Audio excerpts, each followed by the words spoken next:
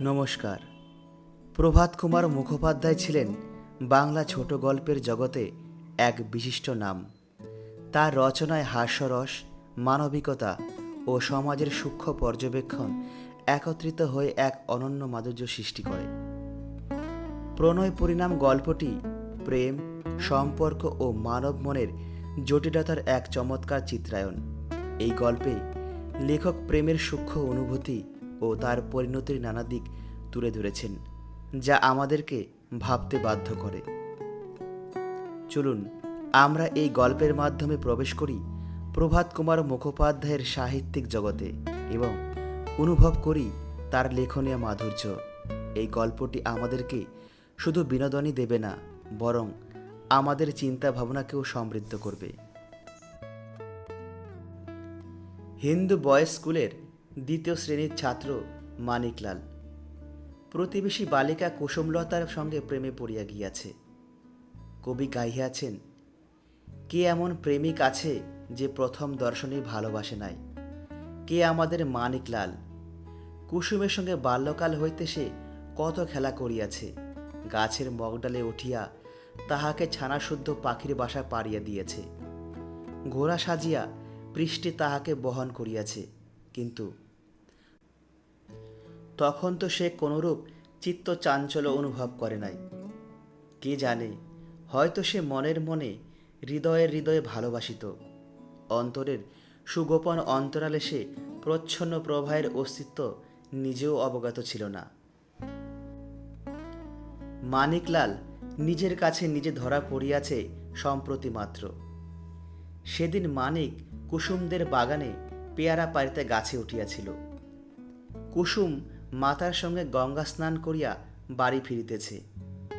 কুসুমের পরিহিত বসনখানি জলসিক্ত, পৃষ্ঠলম্বিত ঘনকৃষ্ণ কেশরাজের প্রান্ত দিয়া ফোঁটা ফোঁটা জল পড়িতেছে। আর্দ্র মুখখানি প্রভাতের সোনালি রৌদ্র লাগিয়া প্রতিমার মতো চিকচিক করিতেছে। দেখিয়া মানিক হৃদয় হারাইল।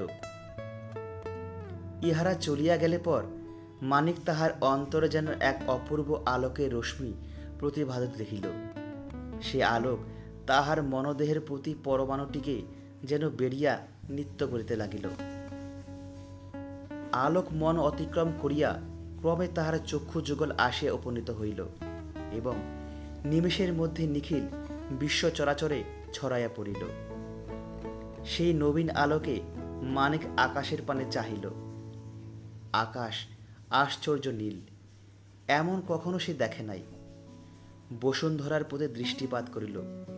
বসুন্ধরা আজ পরমা সুন্দরী। দূরে দীর্ঘি কাতিরে ঘুঘু ডাকিতেছে, উকু পাখি কলরব করিতেছে, বউ কথা কও মাঝে মাঝে ঝংকার দিতেছে। পাখির ভাষায় যেন আজ দুজন প্রাণ, নূতন সুর। মানিক নিঃশ্বাস ফেলিয়া গাছ হইতে নামিয়া আসিল। তাহার কোচার খোটে গোটা দশেক পেয়ারা, ভালো দেখিয়া গোটা দুই রাখিয়া বাকি সমস্ত বাগানে ছড়াইয়া দিল। পেয়ারায়, বিশেষত কোষা পেয়ারায় তাহার আর চিত্ত নাই। সেদিন রবিবার ছিল, স্কুল যাইতে হইবে না। আহতবোধ বাড়ি আসিয়া মানিক পরিবার ঘরে প্রবেশ করিল। পরিবার জন্য? হায় না, পুরিবার জন্য। চিন্তার অনলে নিজের হৃদয়কে আহুতি দিবার জন্য। শতরঞ্জ বিছান মেঝেতে ওয়েবস্টার ডিকশনারি মাথায় দিয়া চুপ করিয়া শুইয়া রহিল। মানিকের বয়স 14 বৎসর। এই বয়সে সে বাংলা উপন্যাস পড়িয়াছে রাশি রাশি। মৃণালিনী, চন্দ্রশেখর, উদ্ভ্রান্ত প্রেম হইতে আরম্ভ করিয়া বটতলার পারুলবালা, সোহাগিনী, বৌরানী প্রভৃতি কিছুই আর বাকি নাই। শুইয়া শুইয়া মানিক আকাশ পাতাল চিন্তা করিতে লাগিল। তাহার মনে হইতে লাগিল দুঃখ যেন তাহার হৃদয় ধরিতেছে না, উথলিয়া যেন গ্রন্থ হইয়া বাহির হইতেছে। কেন দেখিলাম? হরি হরি, কি দেখিলাম? দেখিলাম তো মরিলাম না কেন? আমার মনে এই আগুন, এ কুলো কাঠের আঙ্গার কে জ্বালিল রে? নিবিবে কি? কতদিনে, হায় কতদিনে, ইত্যাদি ইত্যাদি। কিয়ৎক্ষণ পরে শীষ দিতে দিতে লম্ফ দিয়া মানিকের সহপাঠী বন্ধু বিপিন ও শরৎ প্রবেশ করিল। বিপিন আসিয়া একেবারে মানিকের চুল ধরিয়া বলিল, কিরে স্টুপিড, ঘুমোচ্ছিস নাকি? মার্বেল খেলবি নে? মানিক উঠিয়া বিপিনের গালে হঠাৎ এক চর কষাইয়া দিল। বিপিন হতভম্ব। শরৎ বলিল, তোর কি হয়েছে রে? কি মারামারি করতে চাস? আয়, বলিয়া শরৎ আস্তিন গুড়াইতে লাগিল। বিপিন বলিল, আহ, শর্তা কি করিস? মানিকের পানে ফিরিয়া বলিল, লেগেছে তাই রাগ করছিস? মানিক বলিল, মানুষ শুয়ে রয়েছে, চুল ধরে টানলে কি বলে? শরৎ মানিকের চুল ধরিয়া টানিয়া বলিল, আহা, এরকম করে টানলে বুঝি আবার রাগে? তাহার আশা ছিল তাহাকেও মানিক চর মারিবে। তাহা হইলে তৎক্ষণাৎ শরৎ তাহার সহিত ঘুষি লড়িতে আরম্ভ করিবে। কিন্তু শরতের মনোবাঞ্ছা পূর্ণ হইল না। মানিকের ক্রোধ নিরীহ বিপিনের ওপরেই সবটা খরচ হইয়া গিয়াছিল। মানিক সটান আবার শুইয়া পড়িল। শরৎ বলিল, না খেলিস না খেলবি, ভারী তো বইয়ে গেল কি না, বলিয়া বিপিনের হাত ধরিয়া বলিল, চল রে বিপিন। বিপিন যাইবার সময় বলিয়া গেল, মানিক, রাগ করিস নে ভাই, যদি লেগে থাকে তোর, বিলক্ষণ সত্য নিয়েছিস। মানিক আর ফুটবল খেলে না, জিমনাস্টিক করা একেবারে ছাড়িয়া দিয়েছে। দ্বিপ্রহরে স্কুল পলাইয়া গঙ্গা তীরে বসিয়া কবিতা লেখে। প্রভাতে সন্ধ্যায় নানা ছলে কুসুমদের বাড়ি গিয়া কুসুমকে দেখিয়া আসে। কুসুম মেয়েটি দেখিতে খুব সুন্দরী না হোক, মুখখানি বেশ ফুটফুটে, পিতামাতার শেষের সন্তান, ভারী আদরের মেয়ে। কুসুমে কার্তিক মাসে 11 বছরে পড়িয়াছে। দুই এক স্থানে বিবাহের কথাবার্তা হইতেছে, কিন্তু এখনো পাকাপাকি কোথাও স্থির হয় নাই। মানিক ক্রমাগত কুসুমের সঙ্গে দেখা করিয়া, কথা কহিয়া, জিনিস দিয়া তাহার সঙ্গে একটু বেশ ঘনিষ্ঠতা করিয়া লইল। মানিকের প্রতি কুসুমেরও একটা টান যেন দেখা যাইতে লাগিল। বৈশাখের শেষে কলেজ বন্ধ হওয়াতে মানিকের এক পিস্তিত ভাই প্রভাস আসিয়া উপস্থিত হইল। প্রভাস মানিক অপেক্ষা 3 বৎসরের বড়। মানিক তাহাকে কতকটা গুরুজন বলিয়া গণ্য করিত এবং ভয় করিয়া চলিত। প্রভাস আসিলেই মানিককে পড়া জিজ্ঞাসা করিত, আগ কষিতে দিত, পিতামাতার প্রতি ভক্তি, অসৎসঙ্গের দোষ, অধ্যাবসায় প্রভৃতি বিষয়ে উপদেশাদি দিত। কিন্তু কলিকাতার বন্ধুগণের মধ্যে প্রভাস একজন নীরব কবি বলিয়া বিখ্যাত। তাহার মনে রন্ধে রন্ধে রোমান্স, কেবল প্রেমপাত্রের অভাবে কোনো মতে প্রেমে পড়া হইতে বিরত আছে। সে আসিয়া মানিকের ভাবগতি দেখিয়া বারংবার জিজ্ঞাসা করিতে লাগিল, ব্যাপারটা কি? মানিক তো কিছুই স্বীকার করে না। সন্ধান করিয়া করিয়া শেষে একদিন প্রভাস মানিকের কাব্যর খাতা হাতে পাইল। কবিতা পড়িয়া ব্যাপার কিছুই বুঝতে বাকি রহিল না। মানিকের উপর তাহার ভারী ভক্তি ও সৌহার্দ্য বোধ হইল। সেদিন জলখাবার খাইয়া প্রভাস মানিককে বলিল, গঙ্গার ধারে বেরিয়ে আসা যাক, চল। মানিক প্রথমে আপত্তি করিয়াছিল, কিন্তু প্রভাস অনেক জিদ করিল, কিছুতেই ছাড়িল না। গঙ্গা তীরে কিয়ৎক্ষণ বেড়াইয়া তীরে উঠানো এক ভাঙ্গা নৌকার গায়ে দুজনে উপবেশন করিল। প্রভাস বলিল, আমি সব জানতে পেরেছি। মানিক আশ্চর্য হইয়া বলিল, কি?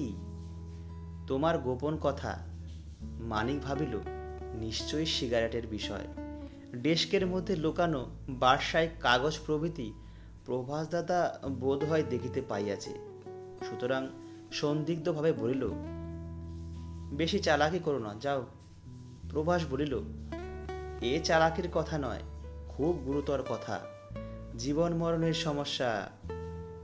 এবার মানিক যথার্থ বিষয়টি সন্দেহ করিল, বলিল, কি হয়েছে? কি কি বিষয় বলোই না। প্রভাস দূরস্থিত মৃদুগামী নৌকার পালে দৃষ্টি বন্ধ করিয়া বলিল, তোমার ভালোবাসার বিষয়। মানিক ভাবিল, নিশ্চয়ই বাবাকে বলিয়া দেবে এবং মার খাওয়াইবে। সুতরাং শত্রু ভাব ধারণ করিয়া মুখ খিচাইয়া বলিল, আহ, যা বললে আর কি, ইয়ার কি ভালো লাগে না। প্রভাস বলিল, ভাই, আমার কাছে আর লুকায়ও না কেন, আমি সব জেনেছি। তোমাদের দুঃখে আমি খুব দুঃখী, তোমাদের সঙ্গে আমার আন্তরিক সহানুভূতি। মানিক কতটা আশ্বস্ত হইল, একটু অপ্রতিভ হইল। বলিল, কে বললে তোমায়? নৌকার গায়ে জুতার গোড়ালি ঠুকিতে ঠুকিতে প্রভাস বলিল, তোমার কবিতার খাতা দেখেছি, আমাদের অতুল বারুজ্যের মেয়ে কুসুম তো। মানিক ঘাড় নাড়াইয়া জানিল, তাই বটে। তোমার কবিতা থেকে যেন বোঝা যাচ্ছে আকর্ষণটা উভয়ত প্রবল, তাই কি? মানিক বলিল, মনে তো হয়। স্পষ্ট কখনো বলেছে? না। তুমিও কি কখনো তাকে স্পষ্ট করে বলেছ? না। ইহার পর দুজনে কিয়ৎক্ষণ নীরব হইয়া বসিয়া রহিল। শেষে প্রভাস বলিল, দেখো, ওরা আমাদের স্বঘর, মিলন হওয়া কিছুই আশ্চর্য নয়, কিন্তু মা বাপকে জানাবার আগে কুসুমের মন জানা দরকার। অনুমান ফুনুমান নয়, স্পষ্ট জিজ্ঞাসা করতে হবে। মানিক বলিল, সে কখনো পারা যায়? প্রভাস ভ্রুকুঞ্চিত করিয়া বলিল, সে না পারলে চলবে কেন? তুমি যদি সত্যি ওকে লাভ করতে চাও, তাহলে এই বিষয়ে যা কিছু কর্তব্য সব তোমায় সম্পন্ন করতে হবে। তা না হলে কি হবে বলো? আর দেরি করলেও চলবে না। কুসুমের কত জায়গায় বিয়ের কথা হচ্ছে। কোন দিন বিয়ে হয়ে যাবে, তখন চিরদিনটে তোমায় আফসোস করতে হবে। এ কথা শুনিয়া মানিক চঞ্চল হইয়া উঠিল। এতদিন সে শুধু ভালোবাসিতেছিল, বিবাহ প্রভৃতির কল্পনা কখনো করে নাই। এখন মনে হইতে লাগিল, বিবাহ হইলে তো ভারী মজাই হয়। দাদা, কি করে তার কাছে কথা পারি বলো দেখিনি? তা আমি শিখিয়ে দিচ্ছি। একটু অবসর খুঁজে আড়ালে পেলে তার হাতখানি এমন করে ধরে তাকে বলবে, দেখ কুসুম, আমি তোমায় ভালোবাসি। একটা দুরাশা মনে স্থান দিয়েছি, তুমি আমাকে ভালোবাসো কি? যদি বলে বাসি, তাহলে জিজ্ঞাসা করবে, তুমি আমার হবে কি, আমায় বিয়ে করবে কি? যদি সে অনুকূল উত্তর দেয়, তাহলে তার হাতটি এইরকম করে ঠোঁটে তুলে চুমু খাবে। মানিক বলল, কিন্তু দাদা, সে যদি রাজি না হয়? প্রভাস বলিল, তা প্রথমবারে রাজি নাও হতে পারে, ওরকম অনেক কেতাবে পড়া গেছে। প্রথমবারে কেউ কেউ একেবারে না বলে, কেউ কেউ বা বলে। ভারী সহসা বলেছ, সময় উত্তর পাবে। সেরকম হয় তখন আবার তোমাকে শিখিয়ে দেব। চাঁদ উঠিয়াছিল। দুইজনে নানা জল্পনা করিতে করিতে বাড়ি ফিরিয়া আসিল। পরদিন হইতে মানিকলাল অবসর অন্বেষণ করিতে লাগিল। কয়েকদিন চেষ্টার পর তাহা লাভও করিল। একদিন সকালে কুসুমদের বাড়ি গিয়া দেখে বাড়িতে কেহ নাই। কুসুম রান্নাঘরে পা ছড়াইয়া বসিয়া মুড়ি খাইতেছে। মানিক বলিল, কুসুম, বাগানে যাবে? তোমায় আম পেড়ে দিগে চলো। কাঁচা আমের নামে কুসুমের জিহ্বা জলসিক্ত হইয়া উঠিল। ঢোক গিরিয়া বলিল, চলো না মানিক দাদা। বাগানে প্রবেশ করিয়া এদিক ওদিক চাহিয়া মানিক বলিল, আমি ভারী ফুল ভালোবাসি। কুসুম বলিল, খবরদার, ফুল তুলো না, ফুল তুলিলে দিদিমা যে বকে। মানিক বলিল, না তুলছি নে, শুধু ফুল ভালোবাসি তাই বলছি। ফুলকে ভালো কথার কি বলে জানো? কুসুম মুখ ঘুরাইয়া বলিল, আহা, কে না জানে, পুষ্প। আমাদের পদ্মপাদপে রয়েছে। শশী শাখে পুষ্পগুলি কিবা মনোহর, পাখি ডাকে সুধা ঢালে শ্রবণ ভিতর। আচ্ছা মানিক দাদা, তুমি তো ইংরেজি পড়ো, সাক্ষী মানে কি বলো দেখিনি? কুসুমের চক্ষু দুইটি মানিকের পানে চাহিয়া হাসিতে লাগিল। মানিক বলিল, পুষ্প ছাড়া ফুলের আর কি নাম হয়? আহা, তুমি আগে আমার কথায় উত্তর দাও না মশাই। সাক্ষী মানে কি?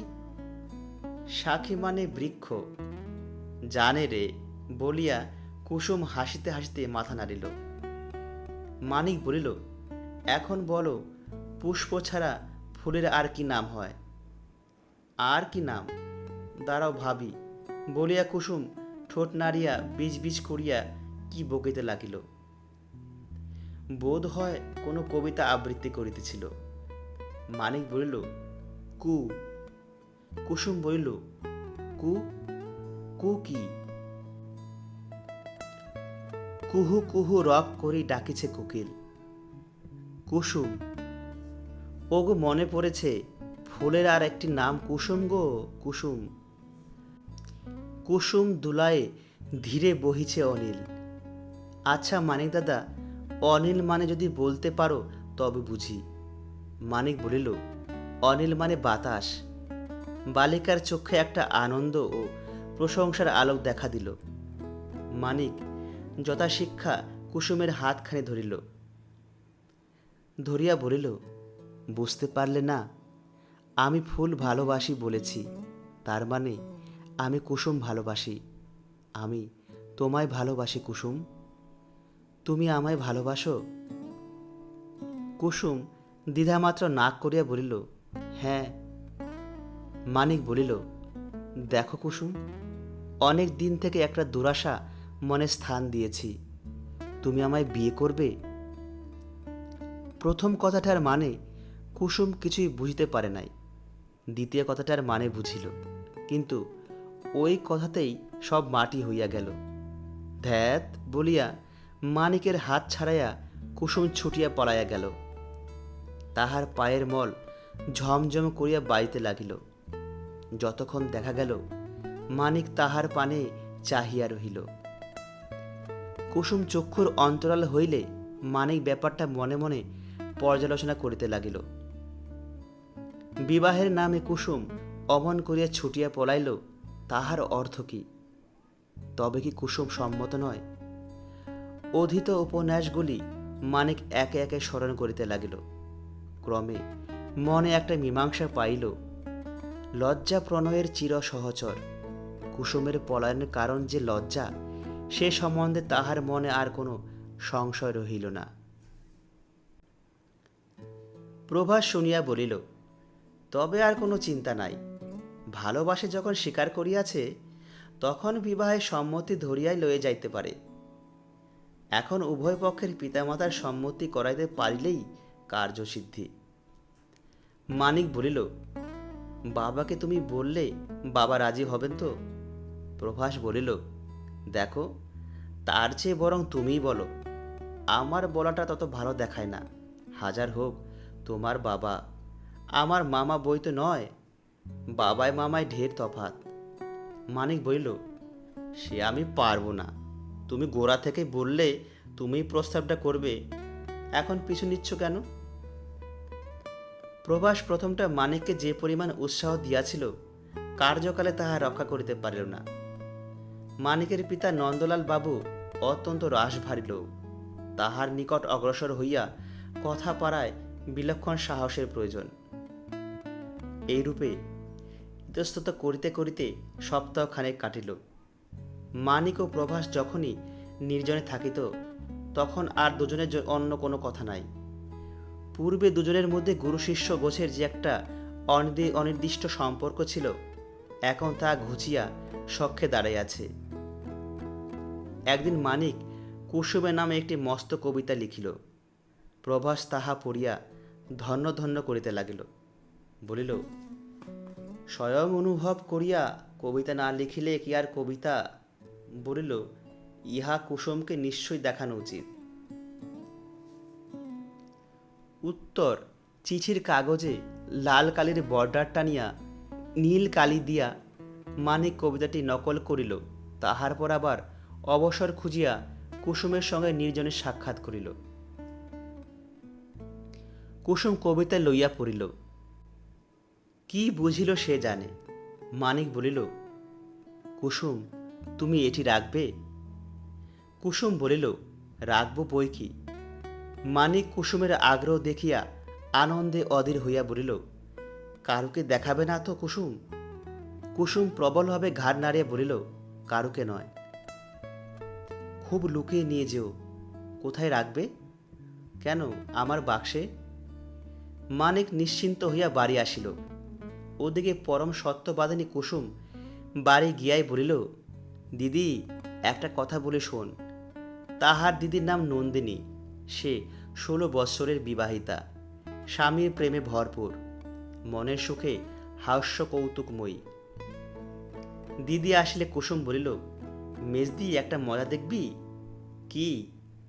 কুসুম খামখানি বাহির করিয়া বলিল, কারুকে বলবি নে। কার চিঠিলা? বলিয়া নলিনী ছো মারিয়া খাম কাড়িয়া লহিল। মুহূর্ত মধ্যে তাহা খুলিয়া পড়িতে আরম্ভ করিল। কুসুম লতা মনের কথা শুনো সই। পড়িয়া নলিনী অবাক। পাতা উল্টে নাম খুঁজিয়া কোনো নাম নাই। জিজ্ঞাসা করিল, এ কথা পেলি? মানিক দাদা দিয়েছে। কে? মেনকা? হ্যাঁ। নলিনী গালে হাত দেয়া বলিল, ওমা, এ কি হবে? তোকে এসব লিখছে কেন?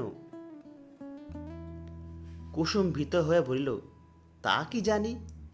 এ যে ভালোবাসার কবিতা। তোদের ভালোবাসা হয়েছে নাকি গো? কুসুম বলিল, মানিকদা আমায় একদিন বলছিল যে আমি তোকে ভালোবাসি। নলিনী ঈষৎ হাস্য করিয়া বলিল, আহা, তা বেশ, ছেলেটির পছন্দ ভালো, বলিয়া পড়িতে আরম্ভ করিল। কুসুমলতা মনের কথা শুনো সই। দিবা রজনী তব মুখখানি মনে লই। পড়িয়া নলিনী হাসিয়া কুটি কুটি বলিল, দুনিয়ার আর মিল খুঁজে পেলে না, শেষে লিখলে কিনা মনে লই। তার চেয়ে চিড়ে দই লিখলে ঢের বেশি সরস হতো। কি বলিল কুসমি, শোন দেখিন। কুসুমলতা মনের কথা শুনো সই। দিবা রজনী তব মুখখানি চিড়ে দই। অর্থাৎ কিনা চিড়ে দই দেখলে কারো কারো যেমন খাবার লোভ হয়, তোমার মুখখানি দেখলে আমারও সেই রকম লোভ হয়, বলিয়া নলিনী খুব হাসিতে লাগিল। হাসির শব্দে মা আসিয়া প্রবেশ করিলেন। বলিলেন, অত হাসিস কেন? হয়েছে কি? নলিনী মার হাতে চিঠি দেয়া বলিল, এই না মা, তোমার ছোট জামাই তোমার মেয়েকে কি লিখেছে দেখো। মা লেখার পানে চাহিয়া বলিলেন, কথার ছিরি দেখ না, কি বলি তার ঠিক নেই। কি এ? নলিনী মার কাছে সরিয়া গিয়া বলিল, ভালোবাসার চিঠি। এত বড় মেয়ে হলো, বিয়ে দিচ্ছ না? তা মেয়ে নিজেই বর নিজেই ঠিক করে নিয়েছে। মা তো অবাক, বলিলেন, কে লিখেছে এসব? সে পরে বলবো, আগে শোনোই না, বলিয়া মার হাত হইতে কবিতা লইয়া নলিনী পড়িতে আরম্ভ করিল। কুসুমলতা মনের কথা শুনো সই। তব মুখখানি দিবা রজনী মনে লই। শয়নে স্বপ্নে কিংবা জাগরণে সদা সর্বদা চিন্তা করি তোমা রূপ নিরূপমা ওগো প্রেমদা। ভাবিয়া ভাবিয়া নিদ্রা ত্যাগিয়া ফেলি অশ্রু জল। যথা শুষ্ক তরু হনু এবে সরু দেহ টলমল। মা বাধা দিলেন, বলিলেন, কি পাগলামি করছিস? রঙ্গ ভালো লাগে না। কে লিখেছে বল না। চৌধুরীদের মেনকা লিখেছে গো। মেনকা? আর গেল যা, কি দস্যি ছেলে গো, এ কি বিদ্যে, বলিয়া মা কুসুমকে খুঁজতে লাগিলেন। কুসমি, কুসমি কোথা গেল? কুসুম গোলযোগ দেখিয়া পূর্বেই চম্পট দিয়াছিল। ক্রুদ্ধা জননী বাহির হইয়া কুসুমকে গ্রেপ্তার করিলেন।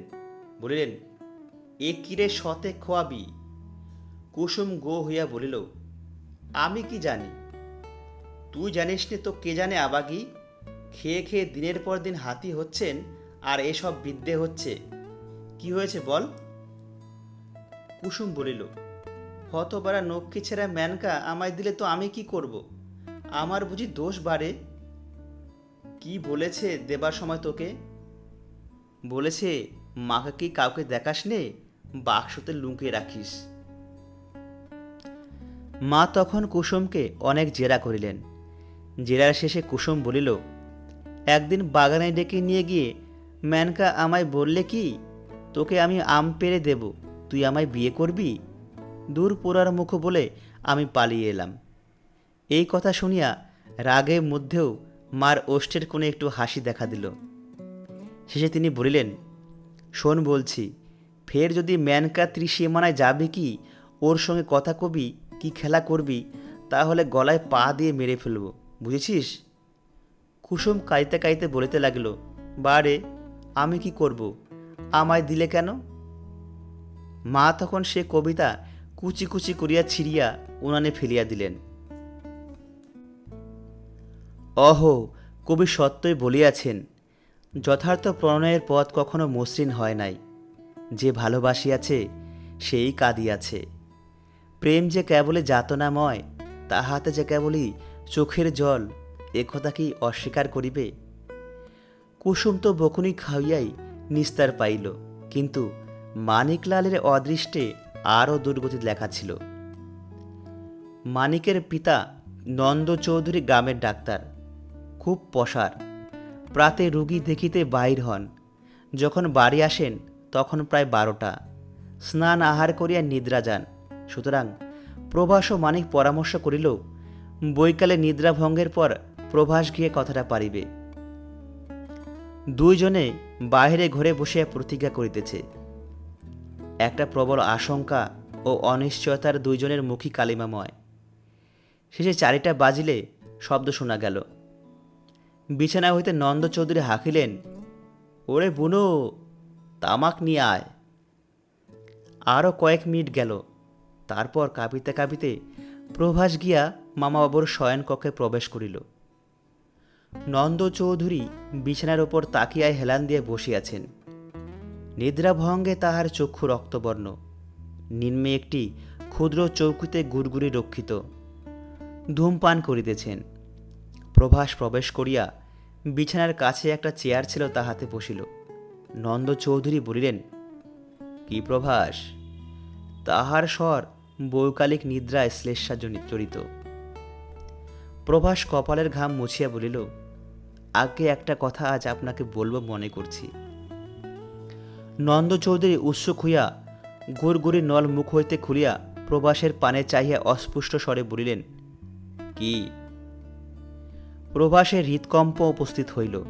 মনে হইতে লাগিল, কেন আসিলাম, কেন এ জালে নিজেকে জড়াইলাম? কিন্তু আরম্ভ যখন করিয়াছে, আসরে নামিয়াছে, শেষ পর্যন্ত যাইতেই হইবে। সুতরাং বাক্যস্ফুরণ করিতে বাধ্য হইল। বলিল, আমাদের মানিক্যের জন্য ভারী চিন্তিত হতে হয়েছে। কেন, কি হয়েছে? কোনো ব্যারাম স্যারাম নাকি? ডাক্তার মানুষ, ব্যাধির কথাটাই প্রথমে মনে হয়। প্রভাস বলিল, আজ্ঞে শারীরিক ব্যারাম নয়, মানসিক বটে। চৌধুরী গুড়গুড়ি নল পুনরায় মুখে লইয়া বলিলেন, কি রকম?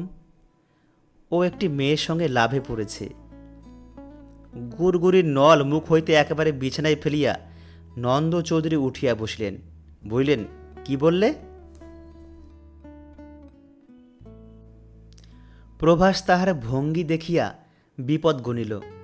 বলিল, আগে একটি মেয়ের সঙ্গে প্রণয় হয়েছে। প্রণয় হয়েছে? সে আবার কি রকম? ব্যাপারখানা কি? কার সঙ্গে প্রণয় হয়েছে? আগে অতুল বারুজ্যে যে কুশলমতা বলে একটা মেয়ে আছে, তার সঙ্গে ও লাভে পড়েছে। তাই আপনাকে বলতে এসেছি, যদি ওর জীবনে সুখ চান তবে কুসুমের সঙ্গে ওর বিবাহ দিন। নন্দ চৌধুরী শুনিয়া গম্ভীর হইয়া তামাক খাইতে লাগলেন। কিয়ৎক্ষণ পরে স্বর একটু নামিয়া বলিলেন, কি রকম করে লবে পড়ল? প্রভাস মনে মনে অত্যন্ত উৎসাহিত হইল। ভাবিল, তবে সন্তানের দুঃখে পিতার মন গড়িয়াছে। বলিল, আগে কি রকম করে পড়ল তা বলা কঠিন, তবে এ পর্যন্ত বলতে পারি যে আকর্ষণটা উভয়ত প্রবল। চৌধুরী বলিলেন, উভয়ত প্রবল বটে, বলিয়া তামাক খাইতে লাগিলেন। কিয়ৎক্ষণ পরে জিজ্ঞাসা করিলেন, বিয়ে করতে চায়? মাথা নিচু করিয়া ধীরে ধীরে প্রবাস বলিল, আগে এই তো একমাত্র স্বাভাবিক পরিণাম। মানিক বলেছে যদি বিয়ে না হয় তাহলে ওর জীবন মরুভূমি হয়ে যাবে। চৌধুরী বলিলেন, মরুভূমি? অ বলিয়া তামাক টানিতে লাগিলেন। প্রভাস একটু অপেক্ষা করিয়া বলিল, প্রথম প্রণয় প্রায়ই ভারী গভীর হয়, তাকে বাধা দিতে যাওয়া অনেক সময় সর্বনাশ। চৌধুরী বলিলেন, ম্যানকাকে ডাকো। প্রভাস উঠিয়া পরিবার ঘরে গেল। দেখিল হাতে মুখ ঢাকা দিয়া মানিক শুইয়া আছে। একটু হাস্য মুখে বলিল, মানিক যাও ভাই, মামাবাবু ডাকছেন।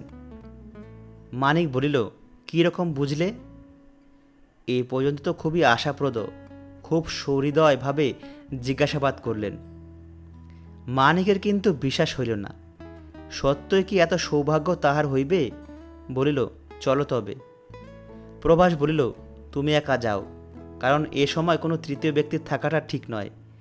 বিষয়টা ভারী, কি বলে গিয়ে ইয়ে কি না। মানিক বলিল, না ভাই, তুমি এসো, নইলে আমার ভারী ভয় করবে। প্রভাস বলিল, আচ্ছা, মিনিট 10 পরে আমি যাচ্ছি, বলিয়া মানিককে ঠেলিয়া দিল। মানিক প্রবেশ করে দেখল তাহার পিতা আরশির কাছে দাঁড়াইয়া একটা পাকা গোপ উঠাইবার চেষ্টা করিতেছে। মানিকের ছায়া আরশিতে পড়িল। নন্দ চৌধুরী ফিরিয়া দাঁড়াইলেন। মানিককে জিজ্ঞাসা করলেন, তোর এক্সামিন কবে? মানিক বলিল, আর 12 দিন আছে। কী রকম তৈরি হলো? আগে হয়েছে একরকম। পড়াশোনা করছিস বেশ মন দিয়ে, না খালি খেলে খেলে বেড়াচ্ছিস? আগে না, খেলা বেশি করি নে। তবে কি করিস? লবে পড়েছিস নাকি শুনলাম। মানিক তাহার স্বর ও ভঙ্গিমা দেখিয়া উত্তর করিতে সাহস করিল না, দাঁড়াইয়া ঘামিতে লাগিল। তাহার পিতা ধীরে ধীরে তাহার কাছে সরিয়া আসলেন। আসিয়া বাম হস্ত দ্বারা মানিকের দক্ষিণ কর্ণাট ধারণ করিলেন। করিয়া বলিলেন, উত্তর দিছিস নে যে। মানিক কি একটা কথা বলিবার চেষ্টা করিল, কিন্তু কথা বাহির হইল না। তাহার পিতার রক্তচক্ষু দুইটা ঘুরিতে লাগিল, দন্তে দন্তে ঘোষিত হইতে লাগিল। ঘূর্ণায়মান চক্ষু স্থির হওয়ার সঙ্গে সঙ্গে বলিল, স্টুপিড শুয়োর, আজ বাদে কাল এক্সামিন, লেখা গেল পড়া গেল, লব হচ্ছে। বলিয়া ঠাস ঠাস করিয়া তাহার গণ্ডদেশে কয়েকটা চর কষাইয়া দিলেন। প্রভাস এই সময়ে দুয়ারে কাজ বরাবর আসিয়াছিল। চরের শব্দ শুনিয়া সে অবিলম্বে চম্পট দিল। মানিক 2 হাতে মুখ ও চক্ষু ঢাকিয়া অনুচ্চ স্বরে ক্রন্দন করিতে লাগিল। নন্দ চৌধুরী তখন বালককে ছাড়িয়া আসিয়া বসিলেন। বলিতে লাগিলেন, এ কদিন দিবারাত্রি কেবল প্রবাসের সঙ্গে ঘুষঘুষ ফুসফুস হচ্ছেই হচ্ছে। আমি ভাবি ব্যাপারটা কি, এরা কুইনের রাজ্য নেবারই মতলব করছে না কি করছে? হতভাগ্য পাজে নচ্ছার হনুমান লবে পড়া হয়েছে, মরুভূমি হয়ে যাবে। এত কথা শিখলে কোথা তাই ভাবি। আমরা বুড়ো হয়ে মরতে চললাম, এত কথা তো জানিনি। পড়াশোনার নাম নেই, খাবে কি এরপরে? আমি এই সারা দুপুরে রোদ্দুরটা মাথায় করে রোগীর নাড়ি টিপে বেড়াচ্ছি, 2 পয়সার জন্য মুখে রক্ত উঠে মরছি। যতদিন বেঁচে আছি ততদিন মন দিয়ে পড়ে শুনে নিজের কাজ কিনে নে, তা নয়। লবে পড়েছেন ছেলে আমার। আর প্রভাসটা যে কলেজে লেখাপড়া শিখে এত বড় বাদর হয়েছে তা তো জানতাম না। ওকালতনামা নিয়ে এসেছে, আর গেল যা। ফের যদি এসব পাগলামি শুনতে পাই তো জুতিয়ে পিঠ ছিঁড়ে দেব। অতপর মানিক কাঁদিতে কাঁদিতে প্রস্থান করিল। ডাক্তারবাবু চিকিৎসা আশু ফলপ্রদ হইল। মানিক ছেলেটিকেও অতি সুবোধ বলিয়া হইবে। উপন্যাসের অনুকরণে প্রেমে পড়িয়াছিল, কিন্তু উপন্যাসের অনুসারে গৃহ ত্যাগ করিল না, বিষও খাইল না। বিষ খাইল না বটে, তবে কুসুমের বিবাহের সময় লুচি খাইল বিস্তর। এত খাইল যে তাহার পরদিন অসুখ হইয়া পড়িল। সেই সুযোগে সপ্তাহখানেক স্কুলে গেল না। প্রভাস চলিয়া গিয়েছিল। প্রেমিকের আদর্শ খর্বতার জন্য মানিকের কাহার নিকট জবাবদিহি করিবার রহিল না।